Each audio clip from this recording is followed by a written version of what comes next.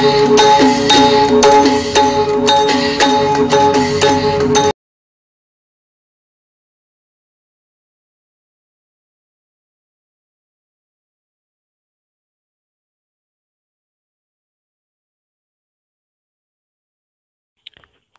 าสูงพี่น้องไทยและพี่น้องไทยค่ะมาหบงากันทั้งขาวใจหนุ่มแทงวันหนึ่งเมื่อในวันที่17เดือนธันวาคม2/20ค่ะปิดแล้วค่ะก็2/1/15นี่ค่ะเอาค่ะคำขึ้นในก็วันพัดเนี่ยเนาะข่าวยาม8:40ค่ะในเมืองจึงไทยมาหอบงากันทั้งขาวใจหนุ่มแทงปอกนะคะเอาค่ะวันเมื่อไหร่ก็ขาวใจหนุ่มแต่มีอยู่3หัวข้อข่าวเนาะมาเนพี่น้องผู้ผันแทงข้าวข่าวก็ซ้อมกันแทงข่าวข้อข่าวที่1เป็นข่าวนอกเมืองเนาะเมืองสิงคโปร์เตะขายเนื้อไก่อันเฮ็ดออกในห้องแลบเปลี่ยนเมืองอ่อนต่างสุดในหลุมพระหัวข้อข่าวที่2ของเสียวขึ้นจึงได้จัดเฮ็ดปังโหลดด้านในวันปีใหม่ไต้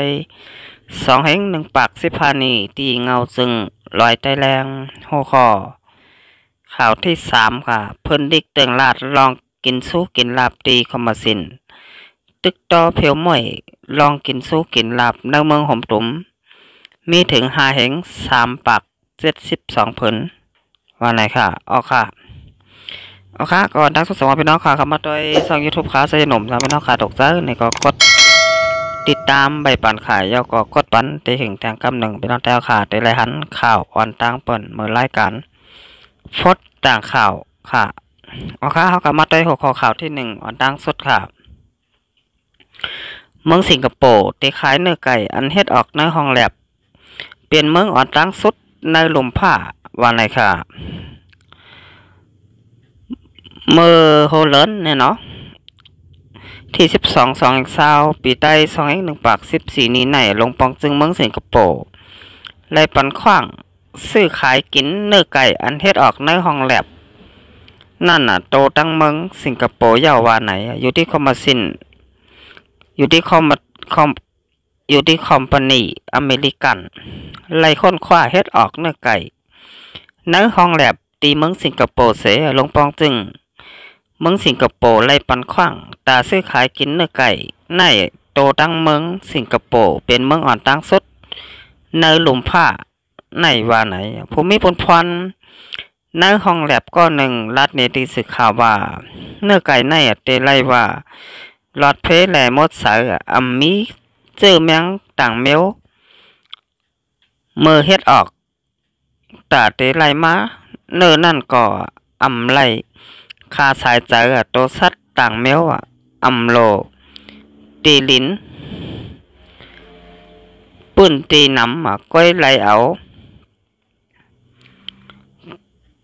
ตีไก่มาเสียเฮ็ดเฮอไหลก่อนเนื้อมากำเหลวว่าไหนหัวปอกคอมพานีลาตีสื่อข่าวว่าเนื้อไก่ในเตเฮ็ดออกเป็นป๊อตเล็กๆเสียในหัวปี2/21ในเตตั้มขายในร้านข้าวพักเมืองสิงคโปร์ในว่าไหนเมืองสิงคโปร์ในเป็นเมืองอันมีอยู่เหนือขุนเสียโหนับคนเมืองมีอยู่หมอก5.7 ล้านผู้ปันตั้งหันถึงลงปองจึงเมืองสิงคโปร์ก็ลาดว่าเมืองเล็กๆอ่อนเหมือนเมืองสิงคโปร์ในไล่ปึงอิงนอกเมืองส่งเข้ากุ่นมาก้อยแหล่ลองลงปองจึงสิงคโปร์ปันขว้างหาซื้อขายกินเนื้อไก่อันเฮ็ดออกในห้องแลบในมันก็เปิงหันบ่าลงปองจึงเมืองสิงคโปร์มีลองไม่เจอเขานำตั้งกินแต่ในเมืองแหล่ไล่วางแผนจังในอยู่ว่าไหนในโหปัก20 ปีในก้นในลมผ้ากำบันนำมาบ้วนตาป้าอยู่ลีแล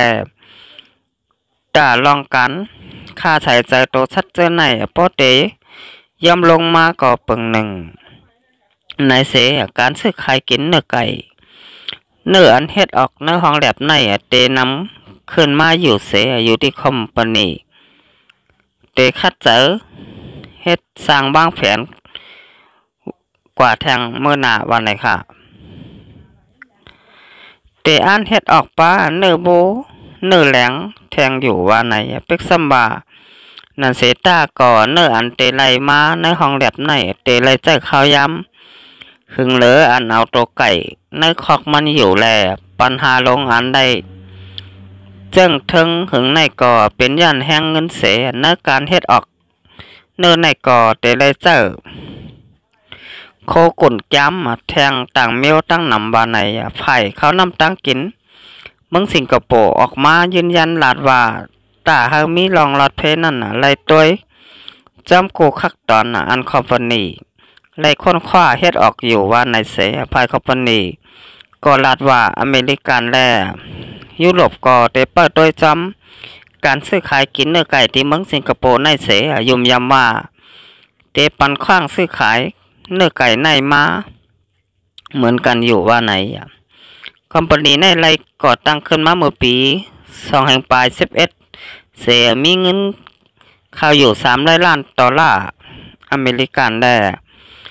กาขันคอมพานีทั้งหมดมีอยู่1.2 บิลเลียน$อเมริกันว่าไหนตัวดังลมผ้าในคอมพานี24คอมพานีอันคัดเจอจามตัวไว้แต่เตเฮ็ดออกเนื้อปลาเนื้อโบเนื้อไก่เนื้อห้องแลบเสียยังอ่านเตคัดเจอแตนต่างเนื้ออันใดมาตีตัวสัตว์เต้นั่นว่าไหนผู้ลงแหลนพายเยงเงินลมผ้าก็ล้ำขัดลาดว่าเนื้อปี2029ตั้งนานในเนื้อล็อกการกล้าขายนั่นกล้าขันเนื้ออันเฮ็ดออกเนื้อห้องแลบในเตมีถึง1.40 บิลเลียน$อเมริกันเสียแต่มีเข่งการกล้าขายกันอยู่ว่าไหนเนี่ยเนาะค่ะในก็ค้าใจผมเองเอาดีข่าวของเว็บไซต์ตลาดแล้วค่ะเตรียมต่างใบเนี่ยเนาะเกี่ยวกับเลยลอง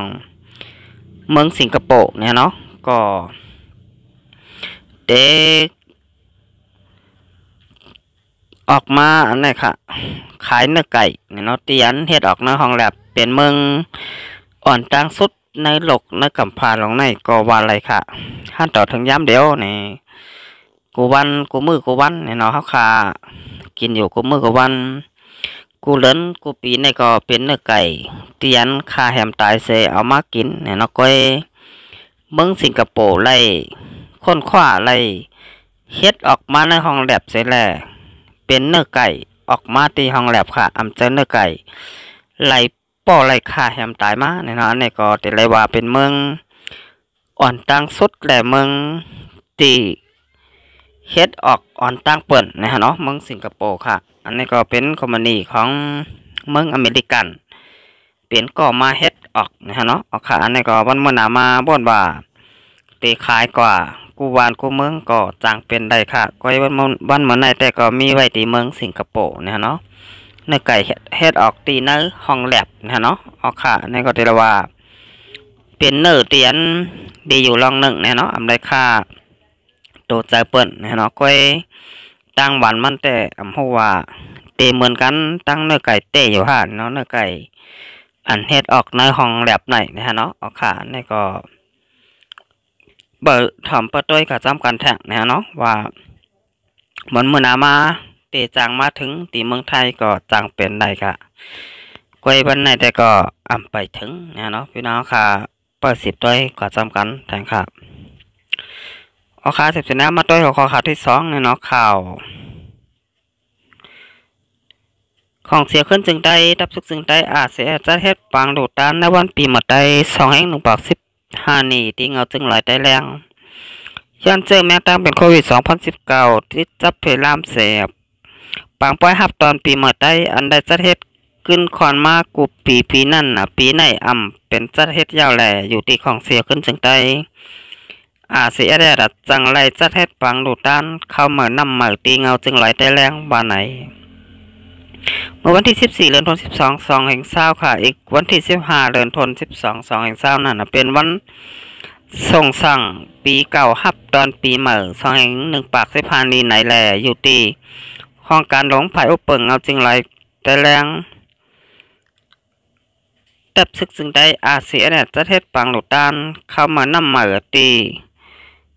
วัดแรงหันไตอย่างเอาจึงไหลได้แรงในเย่าเอาค่ะอันนี้ก็เข้าค่ะแต่ละหันว่าปีไหนเนี่ยเนาะปีเมื่อไต้มาได้เป็นในเมืองนอกเมืองในเมืองสนายจึงแต่ค่ะเกาหลีในเมืองจึงไทยก็อยากจะกว่าจะไหนไหลจัดเฮ็ดปางปล่อยปีเมื่อไต้เมื่อหนังกูปีมีมาปียาวเข้าหึงเนาะก็ว่าปีในยันตั้งเป็นโควิด2019ตึกเพลามห้าวแห้งใบอยู่แลเนี่ยเนาะอันนี้ก็เฮ็ดให้ปางปล่อยฮับตอนปีเมื่อไต้เฮาค่ะไรเฮ็ดเนี่ยเนาะอันนี้ที่เลยว่าเป็นปีแรกแลปีในข่าวต่างรอบหลาย10 ปีก็ว่าเลยค่ะก็ว่าเมื่อก่อนป่นมาตอนมีโรคมีภัยสังแน่นอนในก็ปีเมื่อไต้ค่ะก็จัดมากกว่าปียาวข้าวหึงก็ว่าเลยค่ะปีน้องไต้แผ่นดินยาวค่ะปีหน้าแต่ก็มีเนี่ยเนาะบัดได้เป็นน้ำเมืองถึงไทยมาในเมืองสันร้อยจึงแต่ค่ะก็บ่นว่าได้จัดเฮ็ดปางปล่อยอันใหญ่หลงมันหนังเมื่อก่อนเมื่อหนังกูปีป่นมานั่นนะเนาะเอาค่ะ17ได้มาได้ของข่าวที่3เนาะนี่ก็เกี่ยวกับได้ลองเพิ่นดิกเต่งลาดลองกินสุกกินลาบตีคอมมาซินตึกต่อเพียวม้อยลองกินสุกกินลาบน้ำเมืองหอมตมมีถึง5 ปาก72พื้นว่าไหนค่ะจอมหนังคอมมุนคอมมาซินตึกต่อเพียวม้อยลองกินสุกกินลาบปุนพาไว้นั่นตาข้าวตอง11เหรียญในปี2020ในพื้นดิกอันแต่งลาดให้เอาตั้งพิษลองกินสู้กินลาบคอมมาสินนั่นตั้งหมดมีถึง3 ปาก72พื้นในยาวในปี2019นั่นมีถึง3 ปาก94พื้นปี2018มีถึง15 ปาก43พื้นในแลในปี2020ในไรว่ามีก้นนั้นแต่งลาดลองกินสู้กินลาบลงกว่าหมอกครึ่งหนึ่งว่าไหนในปี2019ป้นมานั่นพื้นเด็กอันแต่งลาดให้เอาตั้งพิษลองกินสุกกินลาบในกะ3 ปาก94พื้นนั่นตา1 44พื้นแต่ตึกอยู่ในคักตอนกดทัดตัวอยู่ไปเย้าโตในเย้าเอาค่ะอันนี้ก็เกี่ยวกับเลยลองกินสุกกินลาบเนี่ยเนาะมันนังว่าเงินแต่โตเนี่ยเนาะเงินแต่โตเงินหมอนเนี่ยเนาะนี่ก็เงินนี่ก็เฮ็ดไรกูเจอกูลองกูเมียวก็ว่าไรค่ะมีเงินเป็นเจ้ามีเข่าก็เป็นคนเนี่ยเนาะพอมีเงินนี่ก็ตื้นนำไรตกค่าพี่น้องไตเป็นนินยาวค่ะมาอยู่ไว้วันได้เมืองไรเนี่ยเขาค่ะมีเงินมีคำเตะไรนาเล็กตกแต้มไรไม่เจอเนี่ยเนาะลองกว่าลองมาลองกินลองอยู่ค่ะเอาค่ะตอนดับวันมาได้ก็ข้าวใจหนุ่มแต่ย้อนกึดหรือไว้ตีในก่อนค่ะจอกไก่มาหบมางากันแทงวันนาค่ะจอกพี่น้องค่ะตกใจไหนก็จอยกดแซกกดไลค์ยาวก็จอยปืนแพร่ปันข่าวข้าวใจหนุ่มเฮาพี่น้องผู้สงสอมข่าวการบ้านการเมืองเฮาค่ะเนี่ยเนาะครับเพราะอะไรถ่อมได้หู้ไรยินกันกว่านำค่ะเอาค่ะวันมาได้ก็หมดสงค่ะ